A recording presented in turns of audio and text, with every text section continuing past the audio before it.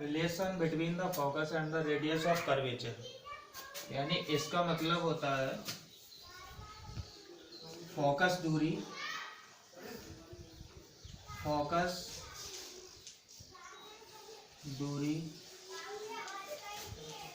तथा वक्रता त्रिज्या में अंतर। वक्रता त्रिज्या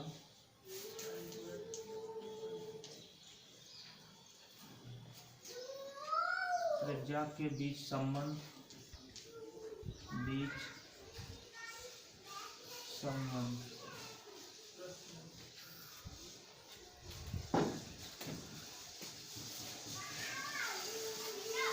इसके लिए हम एक चित्र बना लेते हैं। बाहर इसके पॉलिश है, एक दर्पण है और इस दर्पण का नाम है एन दर्पण। यहाँ पे इसका ध्रुव है P। ध्रुव P की ओर एक लाइन खींची। यहाँ पे कोई वस्तु A B है, AB को हमने यहाँ पे एक किरण को डाला और ये परावर्तित होकर के इधर फोकस से होकर के गुजरती है यहाँ से, और इसको धीरे धीरे हमने यहाँ पर एक बिंदु है C बिंदु है और ये से R तक हमने बढ़ाया। तो यहाँ पे एंगल बनेगा I और यहाँ पर R। इस तरीके से ये यहाँ पे इसके बीच की दूरी ध्रुव तथा फोकस के मध्य की दूरी क्या कहलाती है? फोकस दूरी कहलाती है। अब यहाँ पे देखिए, इसमें सबसे पहले हमने क्या लिया, एक दर्पण लिया, माना mm एक दर्पण है,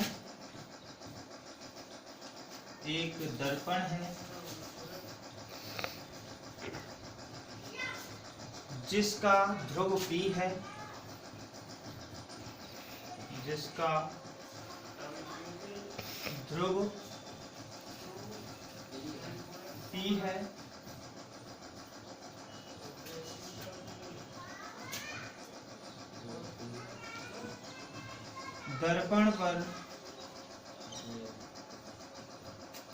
दर्पण पर एक आपतित किरण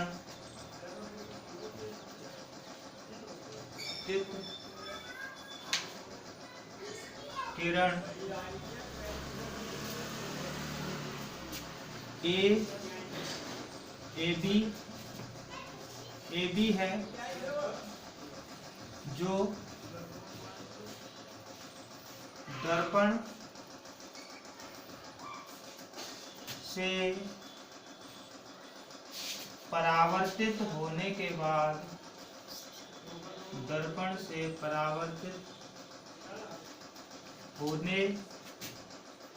बाद कहाँ से होकर के गुजरती है? फोकस से होकर के गुजरती है। दर्पण के बाद मुख्य फोकस से होकर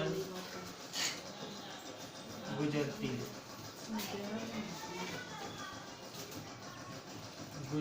है। अब B को हमने कहाँ तक बढ़ाया? B को C तक बढ़ाया, ठीक है। B को R तक, B को R तक हमने R तक बढ़ाया, ठीक है। यहाँ तक समझ में आया? जो चित्र में दिया हुआ हमने वही लिखा है, ठीक है। और उसके बाद बढ़ाया, जो बिंदु B पर क्या है? बिंदु B पर अभिलंब है, जो बिंदु बी पर आर तक हमने इस लाइन को बढ़ाया तो वो अभिलंब किस पे हो गया? बी पर। जो बिंदु बी पर अभिलंब है। ठीक है। अब इसके बाद हमें करना क्या है कि एक यहां से यहां तक हमने एंगल लिए। अब हम इस इमेज में देखेंगे, इस चित्र में देखेंगे, इस दर्पण के अंदर कि हो क्या रहा है। इस दर्पण में यहां से देख लेते हैं।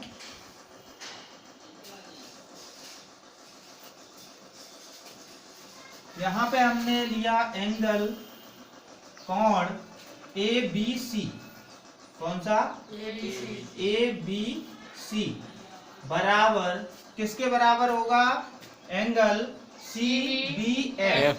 CBF क्यों होगा? क्योंकि परावर्तन के नियम से, परावर्तन के नियम से हमने आपको एक चीज लिखाई थी कि एंगल I बराबर एंगल R परावर्तन के नियम में लिखाया था। Yes sir. तो ये एंगल I बराबर यानी कोण I बराबर किसके है? कोण R के। अब इसमें हम दूसरा लेते हैं कोण ABC बराबर कोण ABC बराबर BCF। एंगल BCF कैसे? यानी कि ये कैसे कोण है? एकांतर कोण है। कैसे कोण है? एकांतर कोण। अभी हम आपको बताएंगे एकांतर कोण होते क्या है। ठीक है, यहाँ तक समझ में आया? इसे रफ कर दें।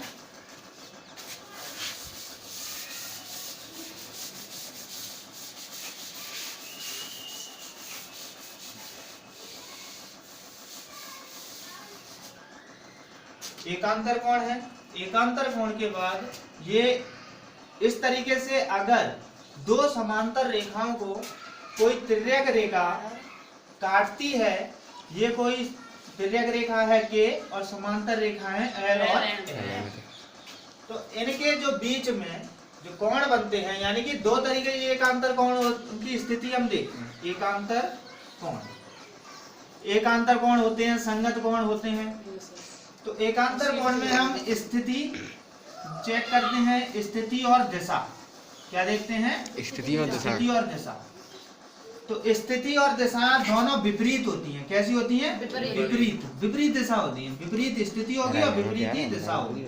और संगत कोण में समान स्थिति होती है। ठीक है। और एकांतर कोण में विपरीत स्थिति। जैसे ये कोण है, ये वाला, ये कोण किसके बराबर होगा? इसके, क्योंकि ये इसके विपरीत हो गया। ठीक विपरीत है। जैसे फॉर एग्जांपल के लिए यहाँ पे एंगल बनेंगे, 4 एंगल बनेंगे, 1 2 3 4 और यहाँ पे ऐसे 5 6 7 8। तो ये वाला कोण देखो, इसके अंदर दो कोण होते हैं। एकांतर कोण के अंदर, एकांतर में दो कोण होते हैं, एक बाह्य और एक अंत है। एक बाह्य और एक अंत है। तो जो L और M से बाहर कोण बन रहे हैं, जैसे 2 और 3 और 7 और 8, ये कौन से कोण हो गए? बाह्य कोण हो गए, बाह्य एकांतर कोण हो गए। बाहर बन रहे हैं ना, L और M रेखाओं से बाहर बने। तो देखो 2 बाहर बन रहा है और 1 बाहर बन रहा है। इधर 7 बाहर बन रहा है और 8 बाहर बन रहा है। तो एकांतर कोण कौन कौन से हो गए इसमें? एकांतर अंतर कोण 3 4 6 5। समझ में आया? एकांतर कोण होते हैं यानी विपरीत दिशा होती है, विपरीत ही इनकी स्थिति होती है। ठीक है। तो ये एकांतर कोण है।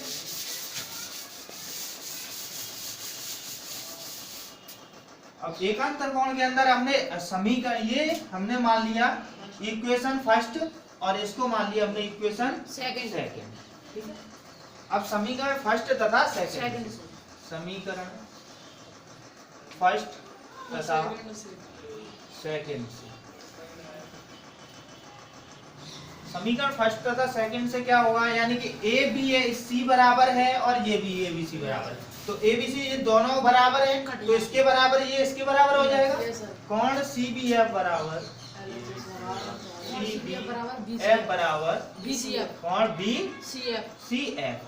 अब हम एक चीज और जानते हैं, हमने एक चीज और पढ़ी होगी गणित में कि जब किसी के दो कोण बराबर हों, जब तो तीसरा कोण बराबर हो गया था। हाँ, जब दो कोण बराबर हों, दो कोण बराबर हों तो उनके आमने सामने की भुजाएं कैसी होती हैं? बराबर होती हैं। तो उनके आमने सामने का मतलब होता है शीर्षाभिमुख।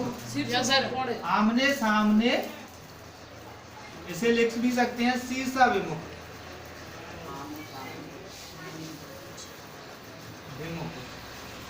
शीर्षाभिमुख भुजाएं कैसी होती हैं? सामने सामने की भुजाएं बराबर होती हैं, बराबर। ठीक है, यहाँ तक समझ में आया? अब देखिए आमने सामने की भुजा कोण है हमारे पास CBF, कोण CB और F। इसके सामने की भुजा कौन सी हो गई? ये BF। BF पूरी भुजा हो गई। ये समझ में आया? ये पूरी भुजा हो गई। तो ये हो गया CF। CF बराबर, अब दूसरा कोण लेते हैं BCF।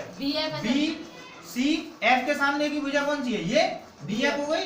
और इसके सामने ये कोण कौन सा है? CBF हो गया। CBF, हाँ, CBF के सामने की भुजा कौन सी है? ये CBF। CBF के सामने की भुजा कौन सी आ रही है? ये बीच वाले कोण से देखते हैं, B कहाँ आ रही है? बीच में। तो उसके सामने की भुजा कौन सी हो गई? ये वाली CF भुजा हो गई। ठीक है, तो CF ये निकाल दिए। अब आता है हमारा BCF। तो BC और F, BCF के सामने की भुजा कौन सी है? BCF, ये ठीक है, BF। ठीक है, इसे समीकरण मान लेते हैं थर्ड। यहाँ तक समझ में आया? इसके बाद हम मान लेते हैं कि माना जो B बिंदु है, ये वाला B बिंदु, ये माना बिंदु B P के बहुत निकट है, P के बहुत निकट है। मान के चलते हैं ऐसे हमारे पास ये एक बिंदु है और यहाँ से हमने इस तरीके से और इस तरीके से, दोनों बहुत पास पास होंगे तो दोनों की भुजाएं कैसी हो जाएंगी? बराबर हो जाएंगी। तो ऐसे ही यहाँ पे ये दिया है कि ये भुजा यहाँ तक का, ये और ये भुजा कैसी है? बराबर हो गई, क्योंकि ये दोनों बहुत निकट हैं। जब कोई वस्तु दोनों निकट होगी, जैसे ये दोनों मेरे पास में है, तो यहाँ से यहाँ तक की दोनों दूरी बराबर होगी कि नहीं होगी? जैसे हमने जैसे फोकस में लिया, तो यहाँ से यहाँ तक ये दोनों पास पास में, तो बराबर दूरी होगी। ठीक है, अब यहाँ से हम मान लेते हैं कि जब ये दोनों पास पास में हैं, तो पास पास में होने के बाद ये PF बराबर BF, PF बराबर BF। समझ में आया? ये समीकरण फोर्थ मान लेते हैं। अब देखो BF बराबर दोनों में हो गए, तो PF बराबर क्या हो गया? CF। समीकरण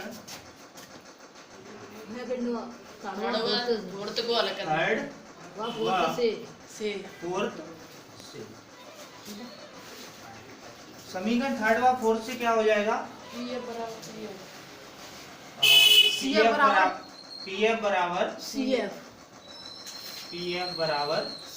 CF। यहाँ तक समझ में आया? तो PF बराबर क्या हो गया? PF बराबर CF, यानी कि ये वाला यहाँ तक की दूरी और यहाँ तक की दूरी कैसी हो गई? बराबर हो गई। अब हम इस पूरे को हम क्या लिख सकते हैं? इस पूरे प्रक्रिया को हम क्या लिख सकते हैं? PF प्लस CF बराबर क्या लिख सकते हैं? PC लिख सकते हैं या CF PC लिख सकते हैं, PC। समझ में आया? अब इन दोनों को हमने लिख लिया। अब यहाँ पे PF बराबर क्या है? CF। PF बराबर क्या है? CF है कि नहीं है? तो CF की जगह हम PF लिख देंगे, तो PF प्लस PF बराबर पीसी। यहाँ पे क्या हो गया 2pf बराबर pf बराबर पीसी पीसी।